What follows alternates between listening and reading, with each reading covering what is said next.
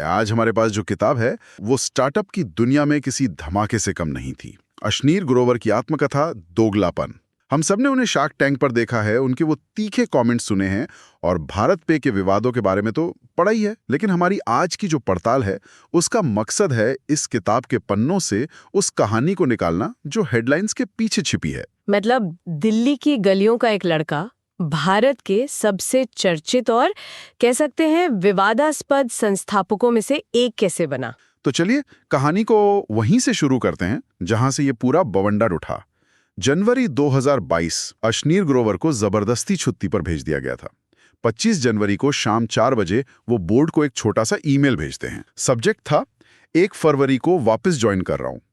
एक तरह से ये उनका ऐलान था कि भाई खेल अभी खत्म नहीं हुआ है। लेकिन जो जवाब आया वो शायद उन्होंने भी नहीं सोचा होगा। सिर्फ 52 मिनट बाद एक और ईमेल आता है। उसी रात 8 बजे के लिए एक इमरजेंसी बोर्ड मीटिंग का नोटिस। और जब उन्होंने एजेंडा खोला तो उसमें साफ साफ लिखा था कि अशनीर ग्रोवर को 31 मार्च तक छुट्टी पर रखने की सिफारिश को मान लिया जाए। मतलब उनके वापस आने के रास्ते बंद किए जा रहे थे, सीधे सीधे। और ये सब हो किस आधार पर रहा था? मीटिंग में कहा गया कि अल्वारेज एंड मार्शल नाम की एक फर्म है, उसने शुरुआती जांच की है और उसकी रिपोर्ट के आधार पर यह फैसला लिया जा रहा है। यहाँ पर बात बहुत दिलचस्प हो जाती है। दिलचस्प और थोड़ी अजीब भी।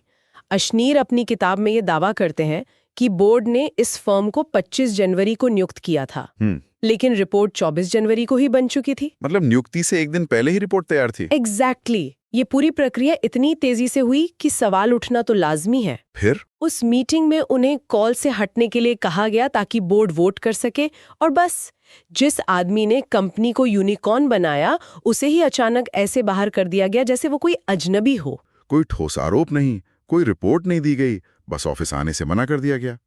तो यहीं से ये सवाल उठता है कि ये नौबत आई कैसे, इस टकराव की जड़ें कहाँ हैं? और इसके लिए हमें कहानी की शुरुआत में जाना होगा, मालवीय नहर की एक रिफ्यूजी कॉलोनी में। चलिए वहीं से शुरू करते हैं। तो ग्रोवर का परिवार विभाजन के बाद पाकिस्तान से दिल्ली आया और उन्हें मालवीय नगर की एक रिफ्यूजी कॉलोनी में 200 गज का प्लॉट मिला। वो लिखते हैं कि उस कॉलोनी की खास बात ये थी कि वहां हर कोई शून्य से शुरू कर रहा था, किसी के पास विरासत का कोई बोझ नहीं था। और उनका पारिवारिक माहौल भी काफी मिला जुला था।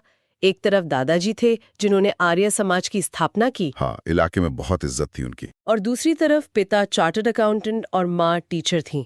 मतलब पढ़ाई लिखाई का माहौल तो था। लेकिन एक चीज ने बचपन में ही उनकी दुनिया बदल दी, एक विदेश यात्रा। कनाडा, अमेरिका और यूके घूमकर उन्हें पहली बार एहसास हुआ कि वो जैसी जिंदगी जी रहे हैं और जैसी जी सकते हैं उसमें जमीन आसमान का फर्क है। वो आग वहीं से लगी थी। हाँ। अच्छा, अब उनके आईआईटी दिल्ली पहुंचने की कहानी तो और भी मजेदार है। जब वो पहली बार कैंपस में घुसे तो एक सीनियर ने रोककर पूछा, तेरी हवा कितनी है?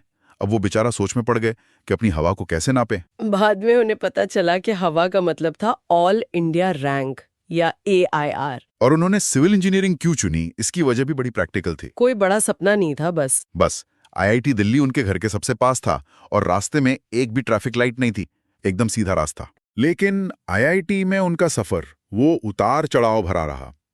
पहले सेमेस्टर में SGPA मतलब ग्रेड्स 7.3 थे, जो ठीक ठाक ही माने जाते हैं। पर आखिरी सेमेस्टर तक पहुंचते पहुंचते उन्होंने परफेक्ट 10 स्कोर किया। उन्हें लगा कि अब तो वो डिपार्टमेंट टॉपर बन ही जाएंगे। पर यहाँ उनकी जिंदगी का वो पैटर्न पहली बार सामने आया जो बार बार दोहराया जाना था। एक प्रोफेसर ने दूसरे छात्र को सिर्फ इसलिए टॉपर बना दिया क्योंकि वो शुरू से लगातार अच्छा परफॉर्म कर रहा था, भले ही आखिरी स्कोर अशनीर का ज्यादा था। तो वो सिर्फ 2 घंटे के लिए टॉपर बन पाए। ये एक तरह का संकेत था कि वो मेहनत करके शिखर पर पहुंचेंगे, लेकिन सिस्टम या कोई और उन्हें वहां से हटाने की कोशिश जरूर करेगा। और यही पैटर्न हमें आगे भी देखने को मिलेगा। आईआईटी के बाद वो पहुंचे IIM अहमदाबाद, जहां उनकी मुलाकात माधुरी जैन से हुई, जो बाद में उनकी पत्नी बनी। और यहाँ एक और मजेदार किस्सा है कि कैसे उनके अलग अलग पारिवारिक बैकग्राउंड शादी में दीवार बनकर खड़े हो गए। वो पंजाबी और माधुरी जैन बनिया परिवार से थीं। उस दौर में ये बहुत बड़ी बात थी। अशनीर बताते हैं कि IIT और IIM की डिग्री भी माधुरी के पिता को इम्प्रेस नहीं कर पाए। उनका सवाल सीधा था, धंधा क्या करते हो, कमाते कितना हो? बिल्कुल। उनके ससुराल वालों ने तो यहाँ तक कह दिया कि लड़का तो रिफ्यूजी है। ये दिखाता है कि भारत में एकेडमिक सफलता और जो बिजनेस वाली मानसिकता है उसमें कितना बड़ा टकराव है। आखिरकार जब उन्हें कोटक इन्वेस्टमेंट बैंकिंग में 8 लाख रुपए सालाना की नौकरी मिली, तब जाकर बात बनी। तो चलिए अब उनके कॉर्पोरेट करियर की बात करते हैं। कोटक में उन्होंने 7 साल काम किया और वहां उन्होंने बड़ी बड़ी डील्स पर काम किया, जैसे एंकर इलेक्ट्रिकल्स की पैनासोनिक को $400 मिलियन में बिक्री। हाँ, और इसी डील के दौरान एक ऐसा वाकया हुआ जो किसी फिल्म के सीन जैसा लगता है। एक दिन एंकर के ऑफिस में सेल्स टैक्स की रेड पड़ गई और वहां के सीएफओ ने अशनीर को 2 लाख रुपए कैश से भरा एक बैग थमा दिया और कहा कि अपने कोटक की आईडी दिखाकर चुपचाप बाहर निकल जाओ। और वो बेचारे 3 दिन तक वो कैश से भरा बैग लेके घूमते रहे। ये दिखाता है कि कॉर्पोरेट इंडिया की दुनिया बाहर से जितनी ग्लैमरस दिखती है, अंदर से उतनी ही ग्रे भी है। बिल्कुल। लेकिन यहीं पर उन्होंने उदय कोटक से एक बहुत बड़ा सबक सीखा। वो एयरसेल मैक्सिस डील वाला। हाँ, एक विवादित रिपोर्ट पर साइन करने के लिए कहा गया, जिससे कंपनी को $1 मिलियन की फीस मिलती, लेकिन उदय कोटक ने साफ मना कर दिया। उन्होंने कहा कि वो अपनी साख दांव पर नहीं लगा सकते। और अशनीर के लिए ये एक बड़ा आहा मोमेंट था। उन्होंने सीखा कि कभी-कभी तुरंत मिलने वाले फायदे से ज्यादा जरूरी आपकी इज्जत होती है। ये एक विडंबना है ना? उन्होंने अपनी किताब में लिखा कि उन्होंने उदय कोटक से साख बचाने का सबक सीखा, लेकिन बाद में उन्हीं पर अपनी साख को दांव पर लगाने का आरोप लगे। बिल्कुल, ये दिखाता है कि एक कॉर्पोरेट सेटअप में नैतिकता को समझना और एक फाउंडर के तौर पर दबाव में उसे लागू करना दो बिल्कुल अलग बातें हैं। खैर, कोटक के बाद वो अमेरिकन एक्सप्रेस गए और यहीं से उनकी जिंदगी में स्टार्टअप्स की एंट्री हुई। हाँ, वो लगातार फिनटेक फाउंडर से मिल रहे थे। इसी दौरान उनकी मुलाकात अपने IIT बैचमेट अलबिंदर ढींगसा से हुई, जो ग्रोफर्स शुरू कर रहे थे। अशनीर ने पहले तो बस उनकी पिच डेक बनाने में मदद की। पिच डेक यानी वो प्रेजेंटेशन जो इन्वेस्टर को दिखाकर पैसे मांगे जाते हैं। लेकिन फिर उन्होंने एक बड़ा फैसला लिया। एमेक्स की वो सधी हुई नौकरी छोड़कर आधी सैलरी और कुछ स्टॉक ऑप्शंस पर ग्रोफर्स ज्वाइन कर लिया। ये एक बहुत बड़ा रिस्क था, एक सधी हुई MNC की नौकरी छोड़कर एक अनजाने स्टार्टअप में जाना, वो भी आधी सैलरी पर। ये दिखाता है कि उनके अंदर की वो बेचैनी उन्हें कुछ बड़ा करने के लिए उकसा रही थी। वो अब किसी और के लिए काम करके खुश नहीं थे। और ग्रोफर्स का अनुभव किसी रोलर कोस्टर राइड से कम नहीं था। कंपनी ने सिर्फ 9 महीनों में $35 मिलियन से $370 मिलियन की वैल्यूएशन हासिल कर ली। मतलब पैसा बरस रहा था। लेकिन इसी बीच एक बहुत ही अजीब केस हुआ। हाँ, ये तो भारतीय स्टार्टअप जगत की क्लासिक कहानी है। एक ग्राहक ने 500 रुपए की ऑर्गेनिक सब्जी का ऑर्डर दिया, लेकिन गलती से उसे सामान्य सब्जी भेज दी गई और उस ग्राहक ने कंपनी के खिलाफ धोखाधड़ी का केस कर दिया। और ये छोटा सा मामला सुप्रीम कोर्ट तक पहुंच गया। इसे सुलझाने में 18 महीने और 25 लाख रुपए खर्च हो गए। ये दिखाता है कि भारत में बिजनेस करना कितना अप्रत्याशित हो सकता है। लेकिन यहां भी कहानी में वही पुराना पैटर्न लौट कर आया।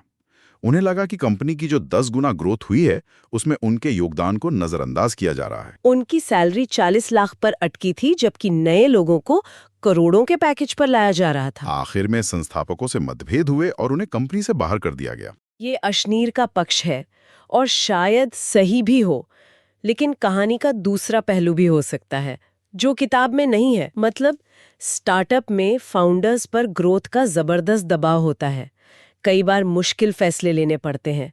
हो सकता है उन्हें लगा हो कि अशनीर का रवैया कंपनी के कल्चर के लिए ठीक नहीं था। जो भी हो, ग्रोवर के लिए ये एक कड़वा अनुभव था। उन्हें लगा कि उनके साथ धोखा हुआ है और इसने उन्हें सिखाया कि सिर्फ भरोसे पर काम नहीं चलता।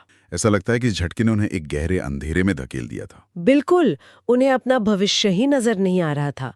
उन्होंने अर्नस्ट एंड यंग में एक नौकरी भी ज्वाइन कर ली और सिर्फ 15 मिनट में छोड़ भी दी। हाँ, वो ऑफिस गए, वहां का माहौल देखा और अपने रिपोर्टिंग मैनेजर के पास जाकर बोले, सर गलती हो गई, मुझे अंदर से आवाज आ रही है कि मेरा कॉर्पोरेट करियर खत्म हो चुका है। ये एक बहुत बड़ा फैसला था। उन्होंने तय कर लिया था कि अब वो नौकरी नहीं करेंगे। और यहीं से भारत पे की नींव पड़ी। उनकी मुलाकात भाविक कोलाडिया और शाश्वत नकरानी से हुई। ये लोग एक सिंगल QR कोड पर काम कर रहे थे, लेकिन उनके बिजनेस मॉडल में एक कमी थी। उस समय पेटीएम और फोन पे जैसे बड़े खिलाड़ी दुकानदारों से हर डिजिटल पेमेंट पर एक फीस लेते थे, MDR, merchant discount rate. Bhavik का आइडिया था कि वो इस फीस को 2% से घटाकर 1% कर देंगे। लेकिन अशनीर ने इस आइडिया को सुना और कहा, 1% क्यों, इसे 0% करो। ये एक ऐसा आइडिया था जिसने सबको चौंका दिया। बिल्कुल, उन्होंने कहा, व्यापारियों से पेमेंट के लिए कोई फीस मत लो, हम असली पैसा कमाएंगे उनके लेन देन के डेटा का इस्तेमाल करके, उन्हें लोन देकर। ये सिर्फ एक फीचर नहीं था, ये पूरे बिजनेस मॉडल को सिर के बल खड़ा करने जैसा था। उस समय फिनटेक का मतलब था पेमेंट पर कमीशन कमाना। ग्रोवर ने कहा पेमेंट्स तो बस ग्राहक लाने का जरिया है, असली पैसा तो डेटा और लोन में है। ये कुछ वैसा था जैसे कोई आपको प्रिंटर मुफ्त में देते। क्योंकि वो जानते हैं कि आप उनसे ही महंगी इंक कार्ट्रिज खरीदेंगे। एग्जैक्टली। यहाँ क्यूआर कोड वो मुफ्त का प्रिंटर था और छोटे बिजनेस को दिए जाने वाले लोन वो महंगी इंक थी, जहां से असली कमाई होनी थी। लेकिन इस क्रांतिकारी आइडिया के साथ एक बड़ी चुनौती भी थी, भाविक कोलाडिया का अतीत। हाँ, अमेरिका में उन पर क्रेडिट कार्ड फ्रॉड का केस चला था। इस वजह से निवेशक पैसा लगाने से हिचकिचा रहे थे। तो चीनी फंड फोसुन पैसा लगाने को तो तैयार था, पर उनकी शर्त थी कि भाविक कंपनी का चेहरा नहीं बनेंगे। ये एक मुश्किल स्थिति थी, लेकिन ग्रोवर ने भाविक पर भरोसा दिखाया और कंपनी को खड़ा करने का फैसला किया। उन्होंने कहा कि वो निवेशकों को संभाल लेंगे। और इसके बाद भारत पे की ग्रोथ तो रॉकेट की रफ्तार से हुई। हाँ, छोटे दुकानदार तो भारत नाम से इसे सरकारी ऐप समझने लगे थे और मुफ्त होने की वजह से इसे हाथों हाथ लिया। लेकिन जैसे जैसे कंपनी बड़ी होती गई, टकराव भी बढ़ते गए। सिकोया, जो स्टार्टअप की दुनिया का सबसे बड़ा निवेशक माना जाता है, उसके साथ सैलरी और वादों को लेकर उनकी अनबन हुई। अशनीर का आरोप है कि सिकोया ने पहले उनसे सेकेंडरी शेयर खरीदने का वादा किया, लेकिन बाद में मुकर गया। इससे ग्रोवर का बड़े निवेशकों पर से भरोसा उठ गया। और सिर्फ निवेशकों से ही नहीं, वो कॉम्पिटिटर से भी सीधे भिड़ जाते थे। पाइन लैब्स के सीईओ अमरीश राव के साथ उनका ट्विटर पर झगड़ा हुआ था। तो क्या ये सिर्फ उनका अक्खड़पन था या एक फाउंडर के लिए अपनी कंपनी को बचाने की लड़ाई? शायद दोनों का मिश्रण। उनका मानना था कि अगर आप विनम्र रहेंगे तो लोग आपको कुचलकर आगे बढ़ जाएंगे। उनका ये टकराव वाला अंदाज कंपनी को तेजी से आगे तो ले गया, लेकिन इसी ने उनके खिलाफ माहौल भी तैयार किया। उन्होंने कई ताकतवर दुश्मन बना लिए थे। और इन सब के बीच उन्होंने एक ऐसा दांव खेला जिसकी किसी ने कल्पना भी नहीं की थी। 2019 में जब पीएमसी बैंक घोटाले में डूबा, तो आरबीआई ने उसे बचाने के लिए बोलियां मंगवाई। और अशनीर ग्रोवर ने सेंट्रम ग्रुप के साथ मिलकर उसे खरीदने की बोली लगा दी। ये एक हैरान करने वाला कदम था। एक फिनटेक कंपनी जो अभी कुछ साल पहले ही शुरू हुई, वो एक बैंक खरीदने जा रही थी। ये उनकी महत्वाकांक्षा का शिखर था। वो सिर्फ एक पेमेंट कंपनी बनकर नहीं रहना चाहते थे, वो बैंकिंग की दुनिया के बादशाह बनना चाहते थे। और यही कदम उन्हें उस स्थिति में ले आया जिसका जिक्र हमने शुरुआत में किया था। एक तरफ वो बैंकिंग लाइसेंस हासिल करने की कगार पर थे, और दूसरी तरफ कंपनी के अंदरूनी रिश्ते इतने खराब हो चुके थे कि उन्हें बाहर का रास्ता दिखाया जा रहा था। तो ये कहानी है एक ऐसे व्यक्ति की जिसने पारंपरिक नियमों को मानने से इनकार कर दिया। मालवीय नगर से आईआईटी और आईआईएम, फिर कॉर्पोरेट दुनिया को ठोकर मारकर एक यूनिकॉर्न बनाना, और फिर बैंकिंग की दुनिया में तहलका मचाने की कोशिश। उनकी पूरी यात्रा संघर्ष, महत्वाकांक्षा, तेज दिमाग और लगातार टकराव से भरी रही है। किताब में वो साफ तौर पर अपने सह संस्थापक, मैनेजमेंट और निवेशकों पर विश्वासघात और साजिश का आरोप लगाते हैं। उनका कहना है कि जैसे ही बैंकिंग लाइसेंस हाथ में आया, लोगों ने उन्हें रास्ते से हटाने की साजिश की ताकि कंपनी पर कब्जा कर सकें। और यही वो घटनाएं हैं जिन्होंने आखिरकार जनवरी 2022 के उस बवंडर को जन्म दिया। ये किताब उनकी अपनी कहानी है, उनका अपना पक्ष, और इसका शीर्षक है दोगलापन। ये सोचने पर मजबूर करता है कि स्टार्टअप की इस तेज रफ्तार दुनिया में महत्वाकांक्षा और पाखंड के बीच की रेखा कितनी धुंधली है। सोचने के लिए एक दिलचस्प सवाल है।